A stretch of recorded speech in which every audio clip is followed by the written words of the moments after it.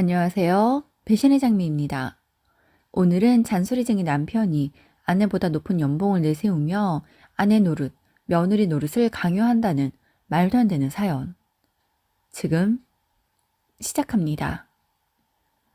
제 남편은 정말 잔소리가 많습니다. 잔소리를 좋게 보자면 관심이라고 볼 수도 있겠지만 도가 지나치면 쓸데없는 참견일 수밖에 없는 거죠. 연애할 때 남편은 세심한 사람이었습니다.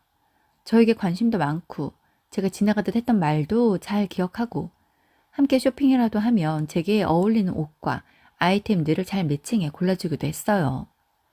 그런 남편의 모습들이 좋아 결혼을 결심해 결혼까지 하게 되었습니다. 그런데 남편의 그런 성격은 결혼하고 나니 예상치 못한 방향으로 달라지고 있었습니다. 결혼 전엔 자신이 직접 뭐든지 다 실행했다면 결혼하고 나니 점점 저에게 시키고 잔소리를 하기 시작했습니다. 저희는 맞벌이다 보니 집안 일들을 모두 반반으로 나눠서 합니다. 주방 일과 빨래는 제가 하고 남편은 청소와 쓰레기를 정리를 합니다. 남편은 성격답게 꼼꼼하게 청소하고 쓰레기도 매일 정리해 버립니다. 아무리 늦게 와도 정전기 청소포라도 청소를 해요. 각자가 맡은 바가 있고 집안일을 하는 스타일이 있으니 서로가 하는 일이 마음에 들지 않더라도 아무 말 하지 않기로 했습니다. 그랬기에 남편이 하는 집안일에 딱히 신경 쓰지 않았어요. 성격답게 알아서 깔끔하게 하기도 했거든요. 그런데 남편은 제가 하는 집안일에 매일 잔소리를 합니다. 그릇은 이렇게 순서대로 닦아라. 이렇게 엎어두어라. 세제는 이런 걸 사용해라. 빨래는 이렇게 나누어 세탁해라. 이런 방법으로 해라. 세제는 뭘 써라. 이렇게 말려라. 저렇게 접어라. 아무튼 매일 그렇게 잔소리를 합니다. 그래서 제발 좀 그만하라고 했습니다. 저도 나름 꼼꼼한 성격이라 싱크대 및 아일랜드 테이블 위에 올려두는 것 하나 없고 설거지도 바로바로 하고 물 한 방울 남기지 않습니다. 기름 묻은 그릇과 그렇지 않은 그릇 구분에 수세미도 달리해서 씻고 식기 건조기를 이용해 살균 건조까지 합니다. 그릇이 건조되면 바로 꺼내어 제자리에 넣어두고요. 세탁도 당연히 색깔별 빨래를 구분해 빨래하고 옷의 재질에 따라서도 나누어 알맞은 세제를 사용하고요. 그럼에도 남편은 제가 더 정확히 빨래와 설거지를 하길 바랐습니다. 옷장에 걸려있는 옷이 색깔별로 종류별에 따라 옷걸이가 다르고 놓여있는 순서가 달라야 했습니다. 저는 저만의 룰이 있는데도 제 옷장까지 열어 잔소리를 하다 보다 못해 자신이 다시 정리를 하고는 했습니다. 남편과 싸우기도 많이 싸웠지만 부부가 되기 위해 맞춰가는 과정이라고 생각했습니다. 저는 남편이 하는 일들에 관여하지 않았지만 남편은 제가 하는 일들에 관여하였고 어느새 그냥 그러려니 했습니다. 어찌 되었든 어지르는 게 아니라 제 방식대로 하든 남편 방식대로 하든 깔끔해지는 것이니 냅뒀어요. 남편도 일일이 잔소리를 하다 어느 순간부터 그냥 보이는 대로 자신이 자신의 스타일대로 직접 바꾸곤 하더라고요. 그렇게 남편과 저는 나름 서로 맞춰간다고 맞춰가며 결혼 생활을 하고 있었습니다. 저희 시부모님은 아버님의 근무지로 인해 지방에 계셨습니다. 그런데 아버님이 은퇴하시고는 저희가 있는 수도권으로 올라오셨고 남양주를 남은 여생을 지낼 곳으로 생각하시고 전원주택을 지으셨습니다. 저희가 강동구에 살다 보니 시부모님께서 사는 곳과는 차가 밀리지 않으면 30분이면 이동이 가능하였기에 시부모님이 생각하시기에 자식들과 적당한 거리에 살기 좋은 곳이라고 생각을 하셨던 거죠. 시부모님은 올라오시자 처음엔 같은 이유로 저희를 불러대셨습니다. 처음엔 집에 정리해야 하는 많은 것들을 함께 정리해달라고 하셨고 이후엔 바비큐를 해 먹자고 부르기도 하셨고 화단에 꽃을 심고 텃밭에 작물을 심자고 부르기도 하셨습니다. 제게 늘 칼같이 각자의 역할과 해야 할 일들을 나누던 남편은 시부모님과 관련된 일에는 무장해제가 되며 제게 무조건 같이 해야 한다고 했습니다. 처음엔 오랜 기간 지방에 계셨던 시부모님이 주거지를 옮겨오시는 과정에서 자식으로서 당연히 도와야 할 부분은 돕는다는 마음으로 했었는데 어느샌가 그 외의 이유들로 시댁에 가는 것들이 당연해지면서 시댁 이야기만 들어도 피로감이 몰려왔습니다. 그래서 남편에게 이야기를 했어요. 평일에는 나도 일을 하는데 주말만큼은 오롯이 쉬고 싶다고요. 물론 시부모님 찾아뵐 수도 있는 거지만 남양주로 올라오시고 나서부터는 거의 2주에 한 번꼴로 시댁에 들어가는 듯해 힘들다고 했어요.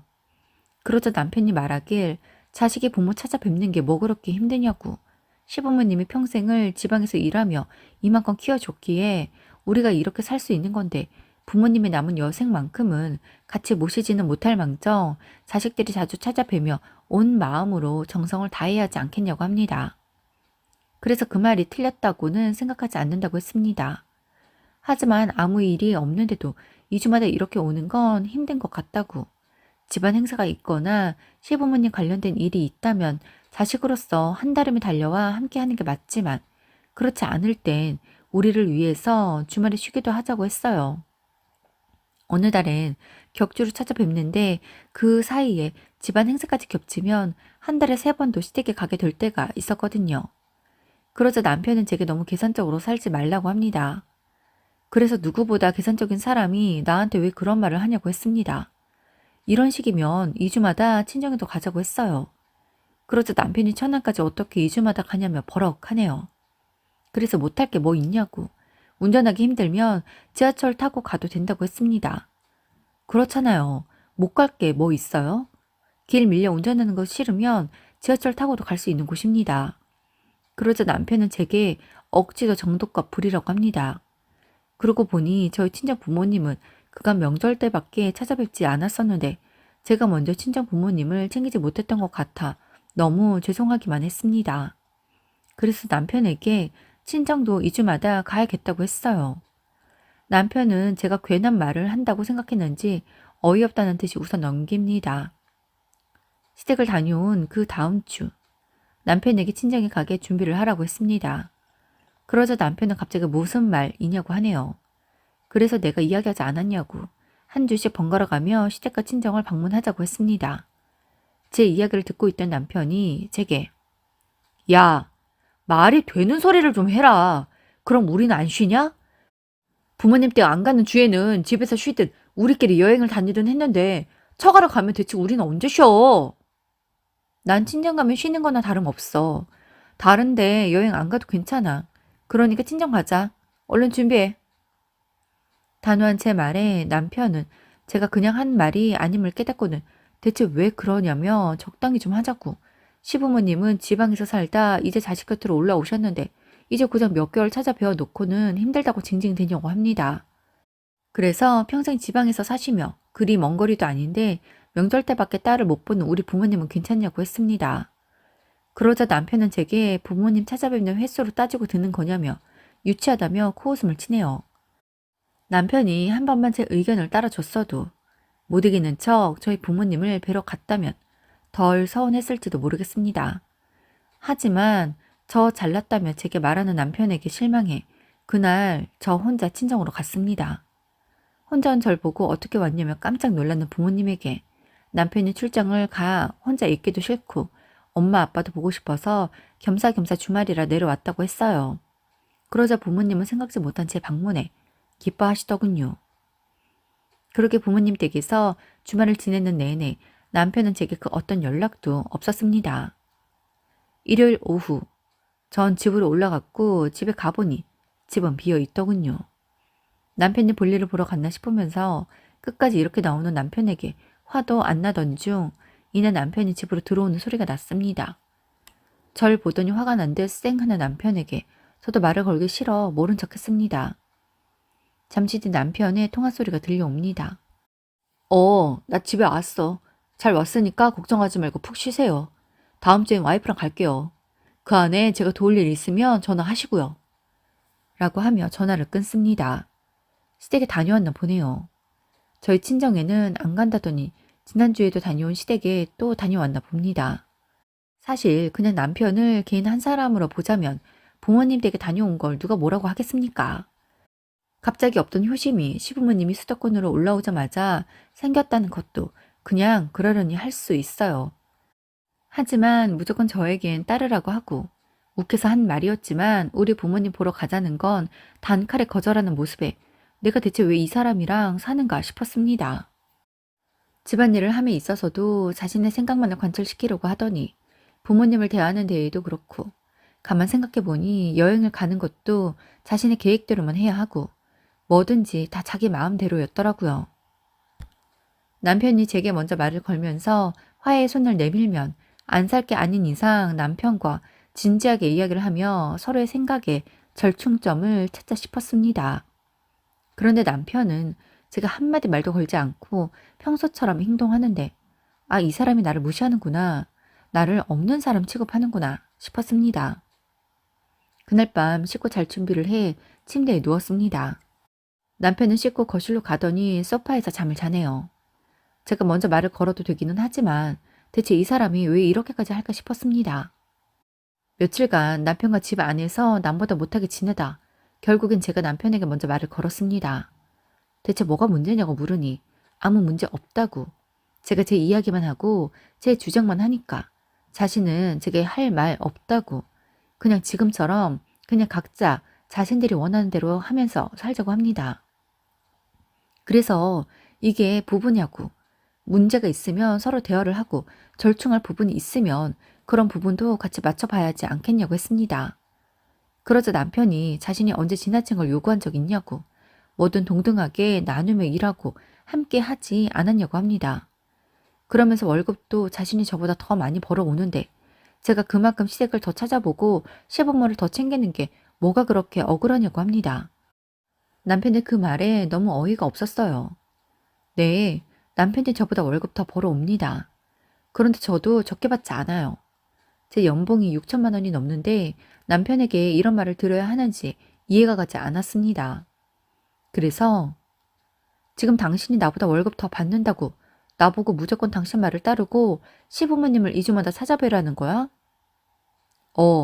뭐 잘못됐어?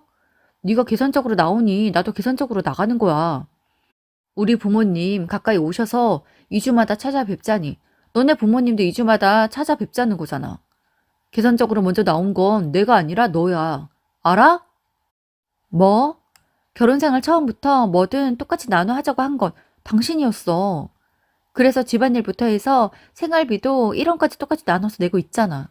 당신이 월급을 더 버니 나보고 무조건 따르라고? 그러면 당신이 생활비를 더 내든 내 용돈을 주든 뭔가 더 부담하는 게 있어야 하는 거 아니야?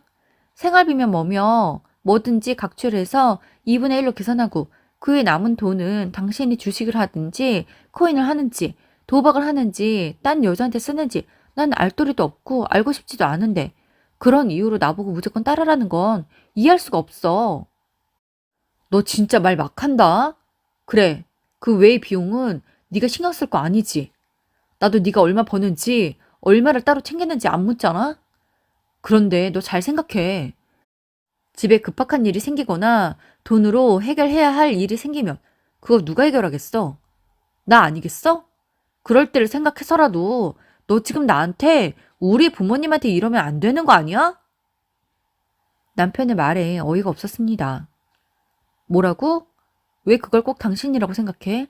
내가 얼마 버는 줄 알고, 내가 얼마 모아놓은 줄 알고, 왜 꼭 당신이 나보다 우위에 있다는 듯이 말하는 건데?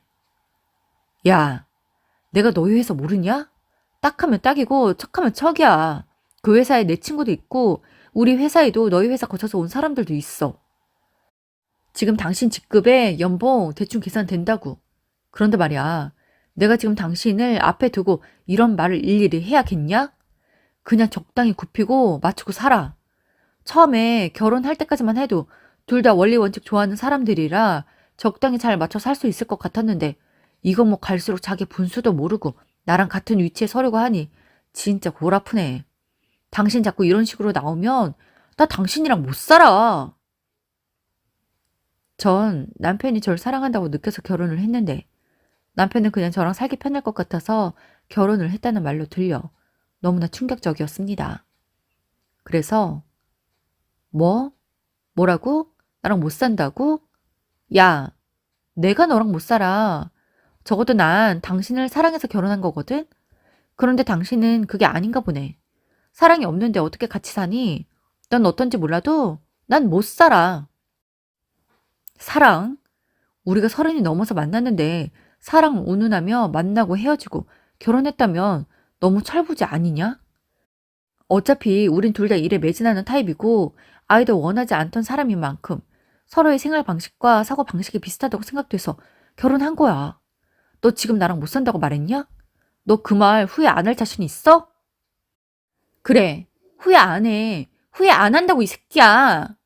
너 지금 나보다 연봉 많고 돈 많이 번다고 유세 떨면서 너한테 다 맞추고 시부모님한테 절절 매라고 하는 거지? 그런데 어쩌니? 내가 너보다 더 벌어.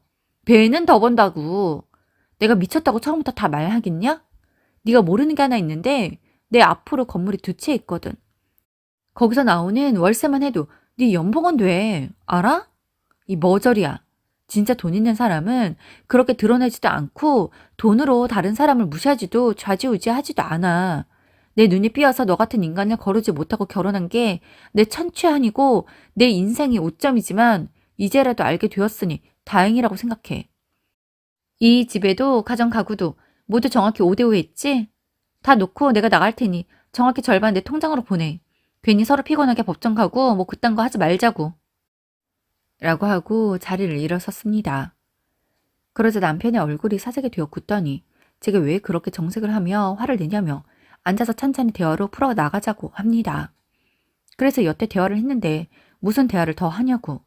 더 이상 하고 싶은 말도 들을 말도 없으니 난 그냥 내 짐만 챙겨서 나가겠다고 했어요. 남편은 어쩔 줄 몰라 하더군요. 그렇게 안방으로 들어가 당장에 쓸 제 짐들을 챙겨서 나오니 남편은 제게 왜 그간 건물 이야기를 하지 않았냐고 합니다. 그래서 내가 왜 꼭 말을 해야 하냐고. 내가 하고 싶으면 하고 아니면 안 하는 거 아니겠냐고. 그리고 그 건물이 내 건데 왜 네가 궁금해하냐고 했습니다. 남편은 나가는 절 보더니 진짜 가냐며 그러지 말고 바람 쐬며 머리 한번 식히고 들어오라고 하네요. 그래서 그럴 일이 없다고. 우리가 결혼식은 했지만 혼인신고는 안 했으니 번거로울 것도 없지 않냐고. 그냥 이대로 우리 사이는 끝이라고 하고 뒤도 안 돌아보고 나왔습니다. 이후 전 남편은 제게 여러 번 연락을 하며 관계를 다시 되돌리려 했지만 이미 그 사람에게 질릴 대로 질리고 학을 뗀 만큼 그렇게 관계를 정리했습니다. 저희 부모님은 저희가 헤어진 것을 알고는 딱 한마디 하셨습니다.